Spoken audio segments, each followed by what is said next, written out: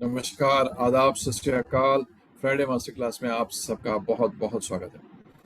कुछ समय पहले हमने एक सेशन किया था बजट को लेके कि किस तरीके से आपने बजट बनाना चाहिए।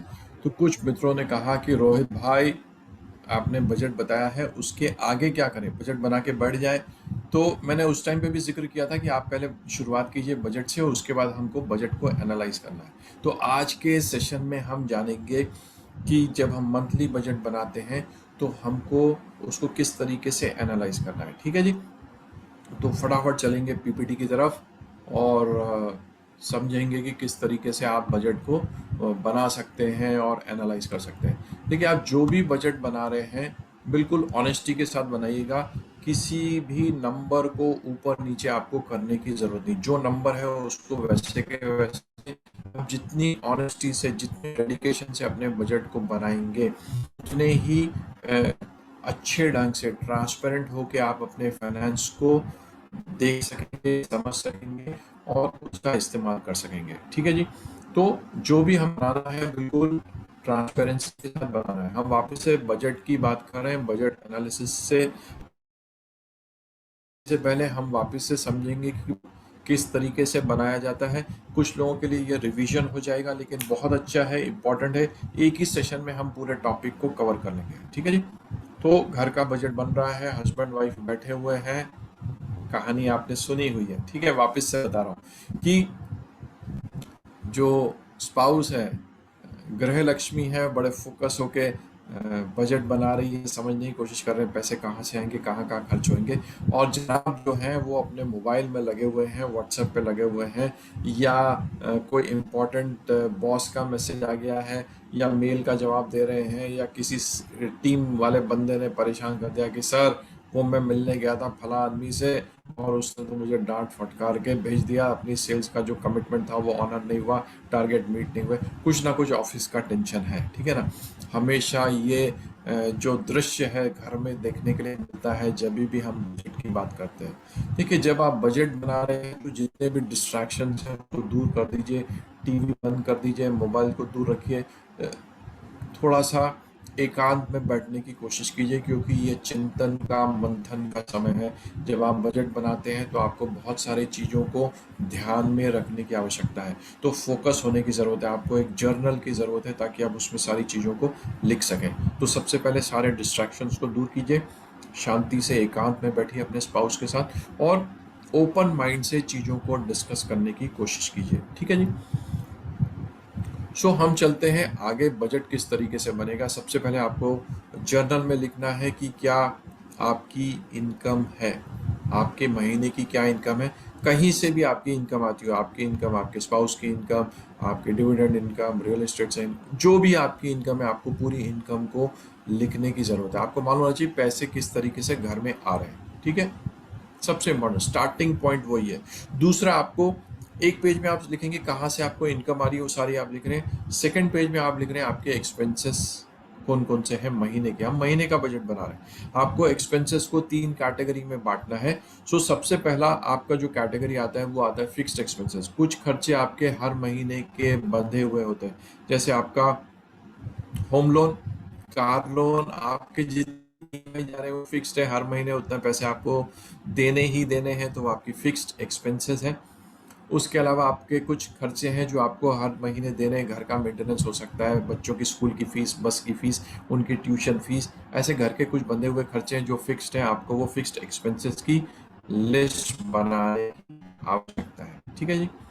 कुछ वेरिएबल एक्सपेंसेस होते हैं जो हर महीने दर महीने ऊपर नीचे होते हैं, तो आपको एक उनकी भी लिस्ट बनानी है। एक इंडिकेटिव अमाउंट लिखना है कि ये हेड में खर्चा लगभग इतना होता है। हम हर महीने बाजार में जाके, रेस्टोरेंट में जाके, फूड मॉल में जाके, फूड कोर्ट में जाके लगभग 10,000 का खर्चा करते हैं। हो सकता है 10 के कभी 8,000 भी हो जाए, कई बार 10 के 15 भी हो जाए, क्योंकि किसी का बर्थडे आ गया और कुछ मेहमान आ गए। तो आपको वो एक इंडिकेटिवली लिखने की जरूरत है। तीसरा, एक कंटिजेंसी की। कई बार कुछ खर्चे ऐसे होते हैं जो आ जाते हैं, उस महीने होते हैं। आपके परिवार में किसी सदस्य का जन्मदिन है, आपकी एनिवर्सरी है, आपके फ्रेंड्स में किसी के एनिवर्सरी है या किसी के बच्चे का बर्थडे, तो आपको उसकी भी तैयारी रखनी पड़ती है कि इस महीने भाई ये पर्टिकुलर खर्चा थोड़ा सा ज़्यादा होगा, हमें इसकी तैयारी रखनी चाहिए, कंटिंजेंसी। ठीक है, ये तो हमने खर्चे की बात कर ली कि भाई हमारी इनकम कितनी हुई, हमने फिक्स्ड एक्सपेंसेस कितने किए, वेरिएबल एक्सपेंसेस कितने हैं, कंटिजेंसी कितनी है, वो हमने कवर कर लिया। इसके बाद जो है वो बड़ा इंटरेस्टिंग है, आप हर महीने कितना पैसा जोड़ने वाले हैं। पैसा किस लिए जोड़ रहे हैं, पर्पस की हम बात नहीं कर रहे, लेकिन कितना पैसा जोड़ने वाले हैं। सेविंग्स अकाउंट में, टर्म डिपॉजिट, रिकरिंग डिपॉजिट में आप डालने वाले हैं, उसका आपको अमाउंट लिखना है, क्योंकि वो पैसा हर महीने आपके इनकम में से जाने वाला है, तो बजट में आपको उसका प्रावधान करने की जरूरत है। Next is investment. फट से कहते हैं रोहित भाई अभी तो सेविंग्स की बात की थी, अब इन्वेस्टमेंट्स की बात कर रहे हैं आप, दोनों में जमीन आसमान का फर्क है। ठीक है जी, सेविंग्स जो आप करते हैं बेसिकली आप अपने इमरजेंसी जो फंड है या इमरजेंसी कॉर्पस है उसके लिए आप सेविंग्स करते हैं। उसके अलावा जो भी धनराशि आपके पास आपकी है, आप उसको निवेश करते हैं बढ़ाने के लिए। ठीक है जी, स्टॉक मार्केट में आप निवेश कर सकते हैं, बिजनेस में निवेश कर रहे हैं, किसी इंटेलेक्चुअल प्रॉपर्टी में आप कर रहे हैं, आपने कुछ राइट्स लिए हैं, आप अलग अलग विकल्प आपके पास है जहां पे आप पैसों को निवेश कर सकते हैं। तो हर महीने आप कितनी धनराशि निवेश करेंगे उसका भी आपके पास एक नंबर होना चाहिए। सबसे ज़रूरी, हर महीने आप कितना चैरिटी में पैसा देंगे या कितना कंट्रीब्यूशन करेंगे सोसाइटी वेलफेयर में। आप कहीं पे भी दे सकते हैं, मंदिर, मस्जिद, गुरुद्वारा, आपके लोकल कोई एसोसिएशन है जो बच्चों के लिए काम करती है, ओल्ड एज में काम करती है, ऑर्फन एज में काम करती है, जो भी आपको कॉज नोबल लगता है, जिससे आप अपने आप को एसोसिएट कर सकते हैं, कनेक्ट कर सकते हैं, अलाइन कर सकते हैं, आप उसमें क्या कंट्रीब्यूट करना चाहते हैं, फाइनेंशियल, नॉन फाइनेंशियल, वो आपको लिखने की ज़रूरत है। तो ये बेसिकली आपको सारी चीज़ें करनी है ताकि आप हर महीने का अपना बजट बना सकें। सबसे इंपॉर्टेंट चीज़ जो अक्सर लोग भूल जाते हैं वो टैक्सेस। आप जब भी इनकम होगी आपको सरकार को टैक्स तो देना ही है ना जी, आपका कंट्रीब्यूशन, बिकॉज आप तो एक बहुत अच्छे रिस्पॉन्सिबल सिटीजन हैं, आप अपने टैक्सेस को टाइम पे भरते हैं। तो आपकी जो भी इनकम है आप उसमें कैलकुलेट कर सकते हैं कि मेरी इस साल की इतनी इनकम है और उसके ऊपर मेरा इतना टैक्स साल का बनने वाला है। तो जो भी आपका टैक्स है उसको हर महीने में डिवाइड कर लीजिए और उसका प्रावधान डे 1 से करके रखिए।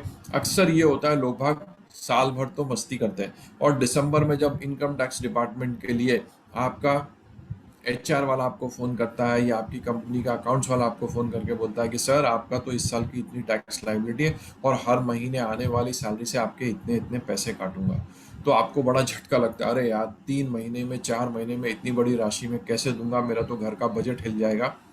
वैसे दिन ना देखने पड़े, इसलिए जैसे ही फाइनेंशियल ईयर शुरू हुआ 1 अप्रैल में, तो मोटा मोटा कैलकुलेट कर लीजिए कि इस साल मेरी इतनी टैक्स की लायबिलिटी होगी और हर महीने में इतना इनकम टैक्स भरूंगा ही भरूंगा।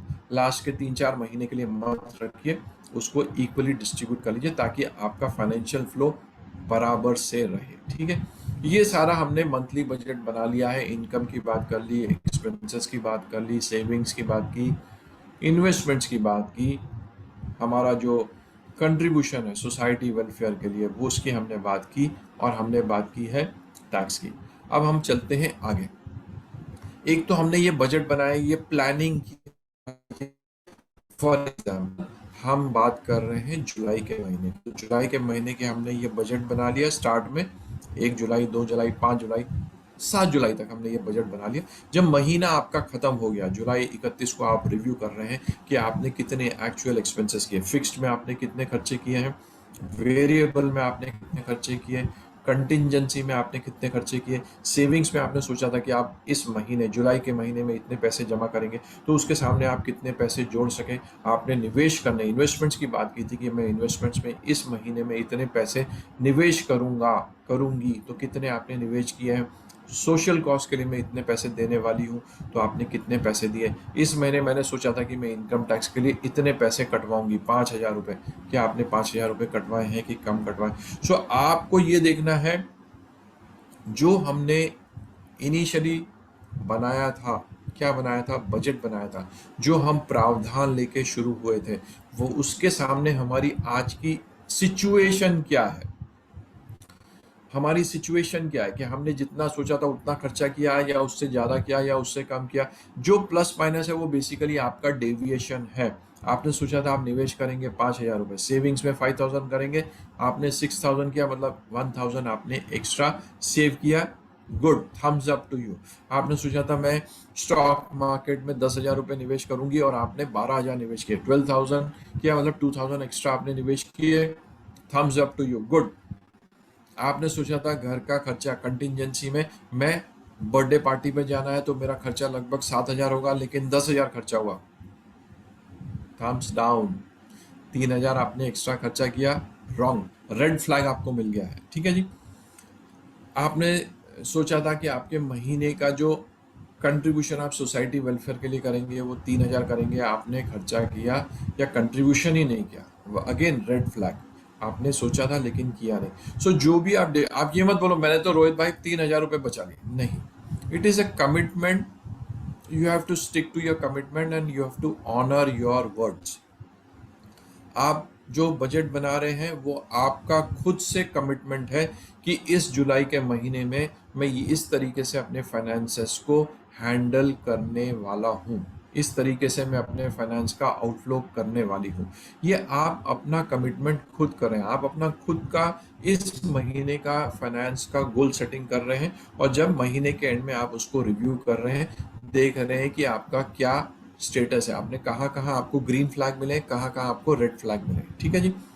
जब आपने ये एनालाइज किया और आपको मालूम पड़ा कि कहाँ पे मुझे ग्रीन फ्लैग मिले हैं, कहाँ पे मुझे रेड फ्लैग मिले हैं, तो उसके लिए मुझे अगस्त के महीने में क्या करेक्टिव एक्शन लेना है।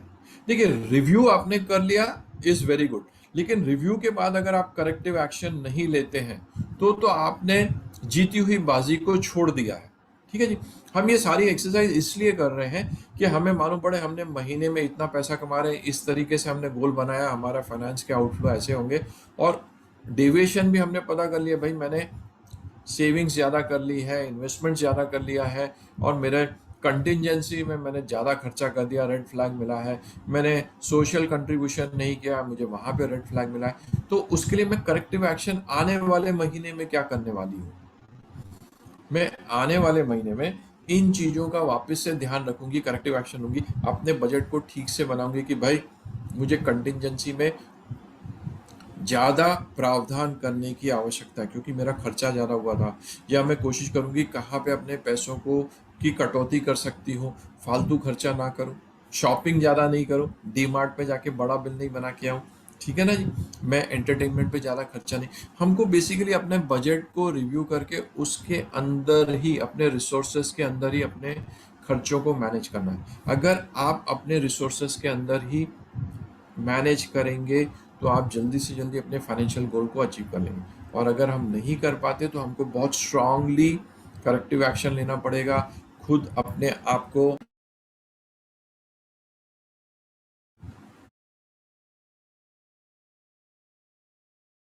है ना जी। तो ये समझने की जरूरत है कि हमने रिव्यू किया है किसको, अपने बजट को, ओके, और उसके ऊपर हम क्या करेक्टिव एक्शन ले रहे हैं, हमको जो रेड और ग्रीन फ्लैग मिले। अगर आपको ग्रीन फ्लैग मिल गया तो आप ये मत सोचो अरे सेविंग्स में तो मैंने ज़्यादा पैसे जोड़ लिए, सोचने की ज़रूरत नहीं है। नहीं, अगर आपने सेविंग्स में ज़्यादा पैसे बचा लिए हैं, निवेश आपने 10 के बदले 12,000 कर लिया, 2,000 आपने एक्स्ट्रा किया, ग्रीन फ्लैग मिला, वेरी गुड।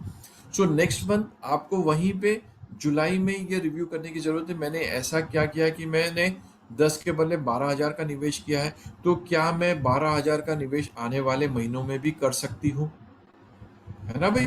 अगर आपने इस महीने किया तो ऐसा क्या हुआ था जिसके कारण आप वो निवेश कर सके, है ना जी। ऐसा क्या हुआ कि मैंने खर्चा, भाई पैसे तो आपके पास उतने ही हैं, या तो हमने उसको बराबर से अकाउंट में डाले नहीं है, मतलब ठीक से नंबर्स को कैलकुलेट नहीं किए, क्योंकि नीचे का आंकड़ा ऊपर जाएगा, ऊपर का नीचे जाएगा, प्लस माइनस कहीं ना कहीं तो होगा ही नहीं। आपने जो सोशल कॉज में पैसे नहीं डाले 3,000, वही हो सकता है कि आपने इन्वेस्ट कर दिए हो 2,000, है ना जी। तो आपको वो रिव्यू करने की ज़रूरत है। जब आप उसको रिव्यू करेंगे, करेक्टिव एक्शन लीजिए और इमीडिएटली अगले महीने उसको इम्प्लीमेंट कीजिए। ऐसा नहीं सितंबर में करूंगी, सितंबर मेरा लकी मंथ है, ऐसा नहीं होता। जो भी आपने रिव्यू किया है उसके ऊपर करेक्टिव एक्शन इमीडिएटली लीजिए, ताकि आप उस जर्नी पे ठीक ढंग से चल सकें। ठीक है जी? आने वाले समय में हम और बहुत सारी बातें करेंगे। Take care. नमस्कार।